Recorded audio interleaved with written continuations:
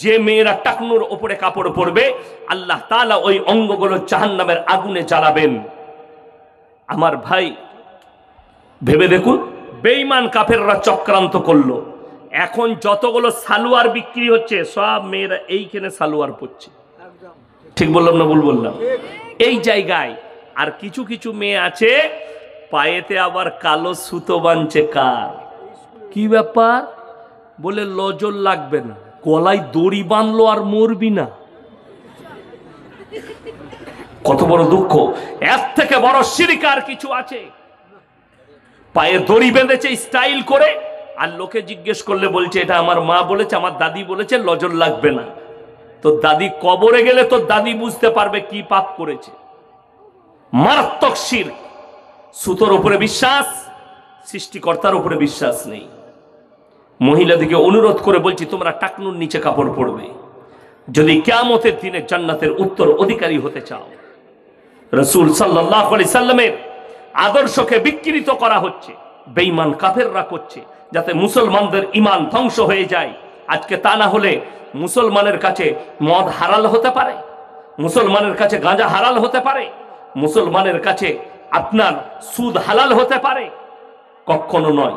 আর রাসূল আল্লাহ তাআলা কোরআনে বলেছেন, হে আমার নবী, মুমিন ব্যক্তিরা মুসলমানরা যেদিনে ইসলাম থেকে সরে যাবে, আল্লাহর রাস্তা থেকে, দিন থেকে সরে যাবে, রাসূলের আখলাক থেকে সরবে, আমি জালিম বাদশা পাঠিয়ে, অত্যাচারী বাদশা পাঠিয়ে বদলা লুব। ওই জন্য আমার জলসায় আছে মোদিজি হচ্ছে আল্লাহর রহমত মুসলমানদের জন্য। যারা নামাজ পড়েন, আপনি বলুন নামাজ পড়া কি ফরজ না ফরজ নয়? 5 ওয়াক্তের নামাজ ফরজ। এইটা জানার পরে আমি চ্যালেঞ্জ দিলাম গোটা মালদা ডিস্ট্রিক্টে 100টা মুসলমানের মধ্যে সমীক্ষা করলে 80টা বেনামাজি বেরোবে। ঠিক বললাম না ভুল বললাম? এই ফরজ জানার পরে যারা বেনামাজি, রাসূলের হাদিস, যার নামাজ নেই তার মধ্যে ইসলাম নেই। আপনি বেনামাজি, আপনার মধ্যে ইসলাম থাকতে পারে না।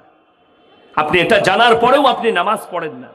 হে আমার যুবক, হে আমার যুবতী, হে আমার ভাই, সবাই হাত তুলে বলুন আমরা 5 ওয়াক্তের নামাজি হব, নামাজ ছাড়বো না। জোরে বলুন ইনশাআল্লাহ। আজকে বড় কষ্ট লাগে, এই জালসার স্টেজগুলো মজাক হয়ে গেছে। আজকে সমাজ মারামারি করছে। স্টেজে বসে আপনি দেখতে পাবেন বহু বক্তাকে নিজের তারিফ, নিজের পীরের তারিফ, নিজের মৌলবীর তারিফ, নিজের বাপের তারিফ, নিজের ভাইয়ের তারিফ। ঝগড়া কি নিয়ে? যেগুলো ইসলামে কোনো গুরুত্ব নাই। ঝগড়া হচ্ছে শবে বরাত নিয়ে, ঝগড়া হচ্ছে 12 রবিউল আউয়াল নিয়ে, ঝগড়া হচ্ছে মুহররম নিয়ে, ঝগড়া হচ্ছে কিয়াম নিয়ে, ঝগড়া হচ্ছে মুসলমানের খানা নিয়ে, ঝগড়া হচ্ছে আপনার বিয়ের খানা নিয়ে। কিন্তু ঝগড়া কেউ করে না নামাজ তোমরা কেন পড়ো না। ঝগড়া কেউ করে না রমজানে 30টা রোজা ফরজ, এইটা নিয়ে মারামারি নাই। আমাদের দেশে শবে বরাত নিয়ে মারামারি হয়, হয় না? হয় না? শবে বরাতে কেউ রোজা রাখে, কেউ রাখে না। কিন্তু শুনেলেন, কেউ যদি বলে শবে বরাতে রোজা না রাখলে গুনাহ হবে, এই কথাটাই বেদাত। বড় কষ্ট লাগে। এরপর এইটা নিয়ে মারামারি করছেন নফল ইবাদত নিয়ে, কিন্তু ফরজ রোজা নিয়ে কারো মারামারি নাই। হাইরে মৌলবি, তুমি বলতে পারলে না রমজানে 30টা রোজা না রাখলে, কেউ যদি বিনা কারণে, বিনা ওজরে যদি একটা রোজা ছেড়ে দেয়, সারা জিন্দগি রোজা রাখলে একটা রোজার মাসুল দিতে পারবে না। আপনার জানা নেই মসজিদের সামনে বসে নামাজ কাজা করছে, এই লোকটাকে আপনি মুমিন ভাবেন, এই লোকটাকে মুসলমান ভাবেন, যে মসজিদের সামনে চায়ের দোকানে বসে 3 ঘন্টা আড্ডা মারছে অথচ নামাজ পড়ে না, অথচ সে বলে আমার সময় নেই। আমাদের দেশে 3টে কোয়ালিটির নামাজি আছে। কটা বললাম? 3টে। নাম্বার 1 5 ওয়াক্তের নামাজি, নাম্বার 2 শুধু জুম্মার নামাজি, নাম্বার 3 শুধুমাত্র ঈদ আর বকরা ঈদের নামাজি। ঠিক বললাম না ভুল বললাম? আমি যেখানে নামাজ পড়াই বর্ধমানে 15টা গ্রাম নামাজ পড়ে আমার পেছনে, অনেক বড় জামাত। তো আমি নামাজে দাঁড়াবো, একজন এলো, কি ব্যাপার? বলছে হুজুর কথা ছিল। বলো। বলছে হুজুর নিয়তটা একটু বলে দেন তো। আমি বললাম সানাটা শোনা? জানি না। আত্মাহাতু? জি জানি না। দরুদ শরীফ? জানি। আমি বললাম তুই গিয়ে দাঁড়া, যেভাবে মাথা ঠুকবো ঠুকে দিবি, তোর নামাজ এমনি হয়ে যাবে। কথা বুঝতে পারেননি? এ মূর্খ জানেই না নিয়ত তো মনে, আমি ঈদের নামাজ পড়ছি, নিয়ত হলো না? হলো না? কথা বলেন, নিয়ত হয়ে গেল। এরপর আপনি সানা জানেন না, রুকু সিজদা তসবিহ জানেন না, আত্তাহিয়াতু জানেন না, দরুদ শরীফ জানেন না, দুআয়ে মাসুরা জানেন না, নামাজ হবে? কোন মৌলবি যদি বলে নামাজ হবে, আমি জীবনে আর সমাজের বুকে বক্তব্য দেবো না, নামাজ হবে না। এরপর তোমার আসল জিনিসগুলো নাই, ই মারামারি করছে নিয়ত নিয়ে। দেখবেন যারা জীবনে নামাজ পড়ে না তারাই বেশি বলে, মৌলী সাহেব একটু ওই নিয়তটা কহে দিয়েন তো। সে জীবনে নামাজ পড়ে না, কিন্তু ঈদের দিনে এসে লাফাবে। ঈদের দিনে নামাজ ছাড়া গেছে কার? যে জীবনে নামাজ পড়ে না তার। দিয়ে নামাজের পরে বলছে, সালা তোদের কমিটিকে দেখে নিচ্ছি আমি, সালা ইমাম কি করে থাকে সেটা দেখবো, সালাকে তাড়িয়ে দেবো। আর জীবনে নামাজ পড়ে না ও। আচ্ছা, ওর মারামারি করে লাভ হবে? কিন্তু এই যে লাফালে, ঈদগাতেই লাফিয়ে নিলে, জোহরের পর থেকে তো মাল আউট, আর নাই। সন্ধ্যাবেলায় মদের বোতল নিয়ে বসেছে বাড়ি থেকে কুরবানির মাংস নিয়ে। হাই রে মুসলমান, তুমি দিন বুঝলে না। আল্লাহ নবী সাহাবীরা দিনের ওপরে দাঁড়িয়ে গেছে, কলমার ওপরে দাঁড়িয়ে গেছে, আল্লাহর ওপরে ইয়াকিন আর বিশ্বাস এনেছে।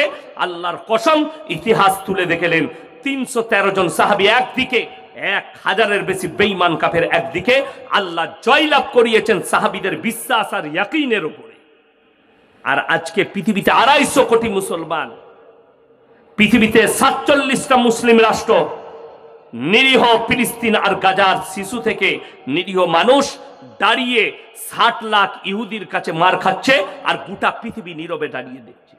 কিয়ামতের আলামত নিবেন, কিয়ামতের আলামত শুনেলেন, রাস্তাঘাটে কুকুরের মতো নারী পুরুষ জিনা করবে, কিয়ামতের আলামত। আজকে সেই দিনটা এসছে।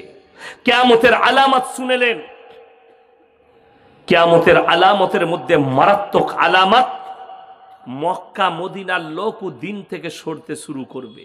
কিন্তু যারা প্রকৃত মক্কা মদিনার বাপদাদুদের বাসিন্দা, রসুলের হাদিস আছে, তারা কোনোদিন পদভ্রষ্ট হবে না।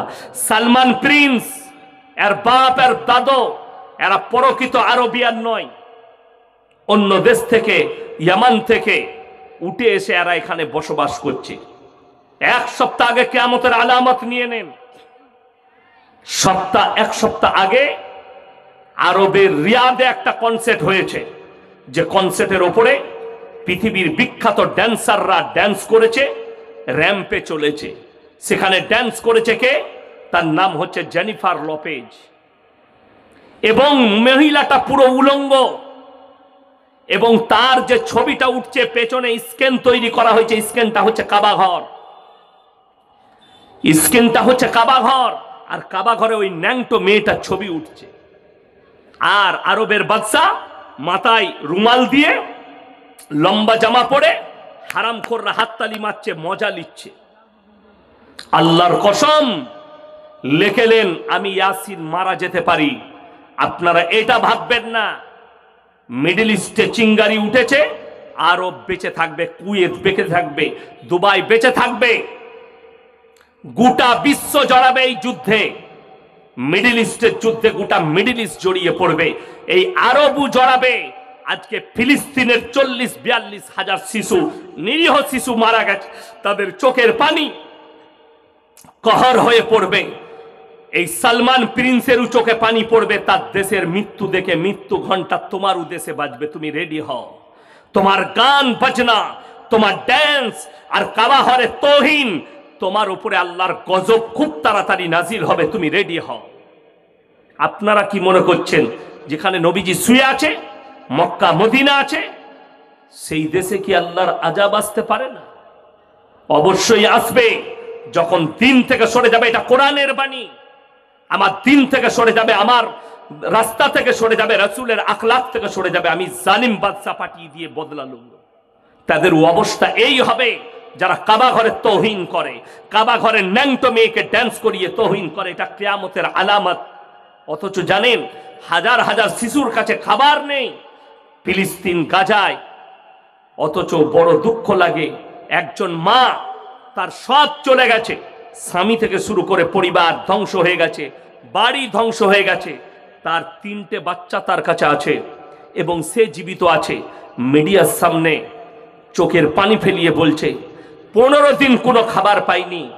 আল্লাহর কসম, আল্লাহ যদি মানুষের মাংস খাওয়া জায়েজ করত, হালাল করত, আমি আমার শরীরের মাংস কেটে আমার বাচ্চাদিকে রান্না করে খাওয়াতাম।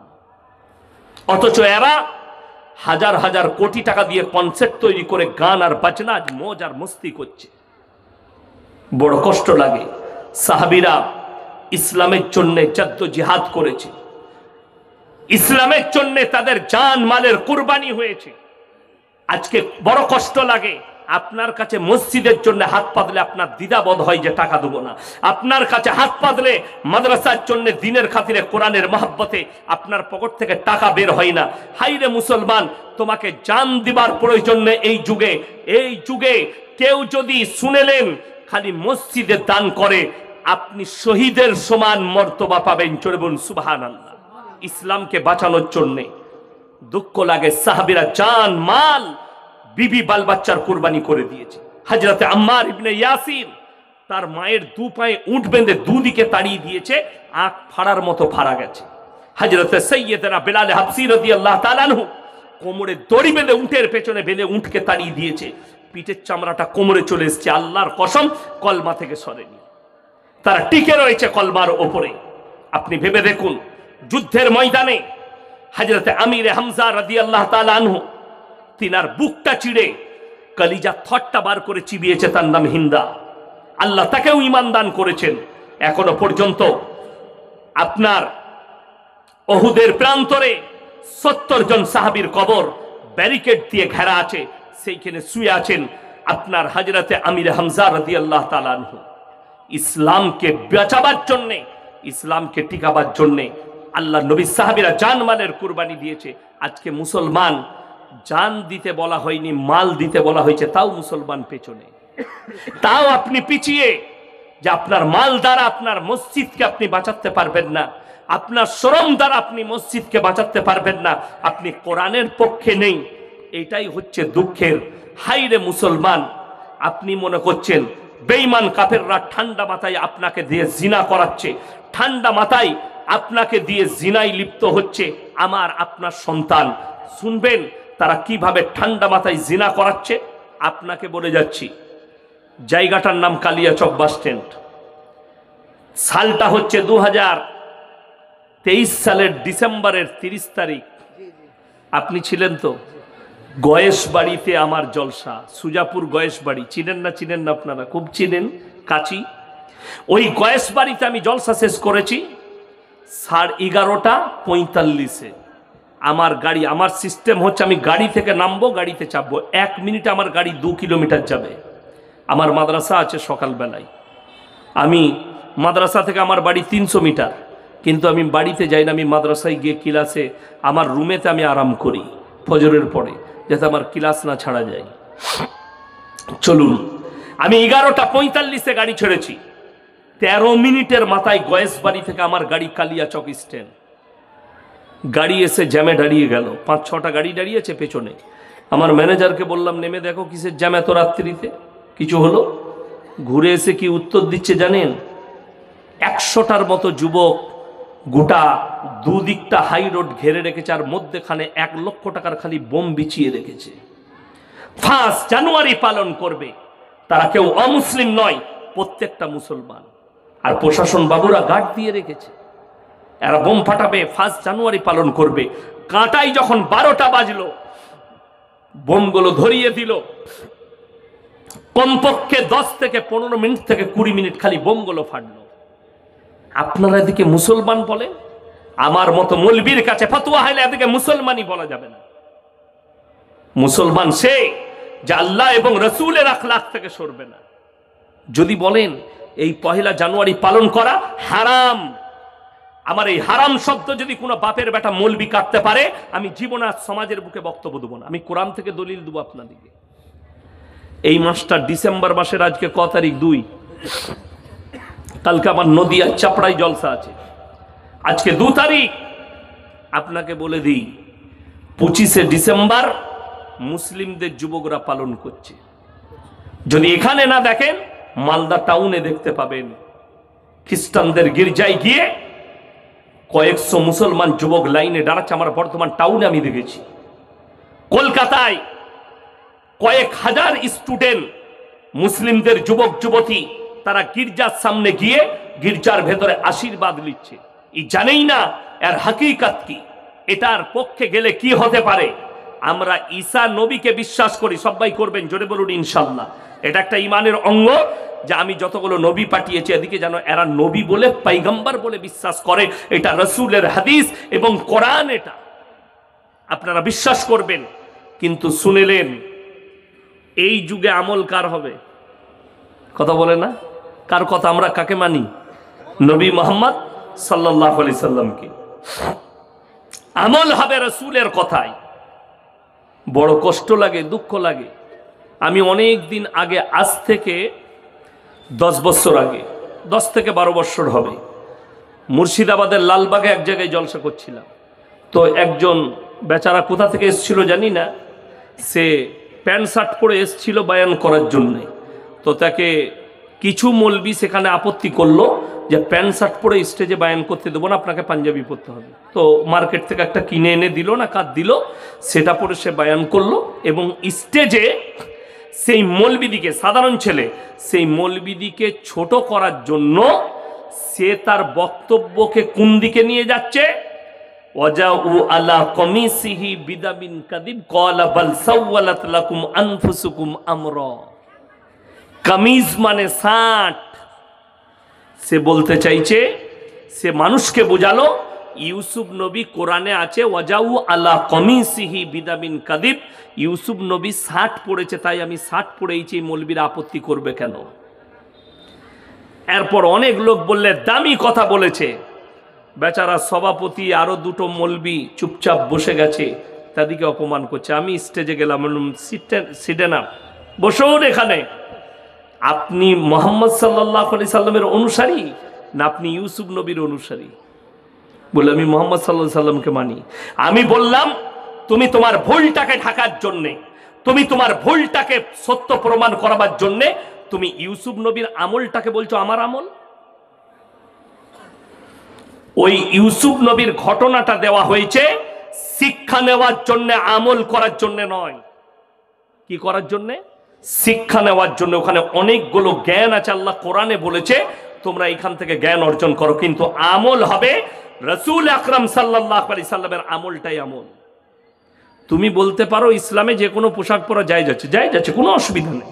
আপনি প্যান্ট পরতে পারেন, শার্ট পরতে পারেন, গেঞ্জি পরতে পারেন, সাতার ঢাকা নিয়ে শর্ত। আপনি একটা বস্তারও জামা পরতে পারেন, পয়সা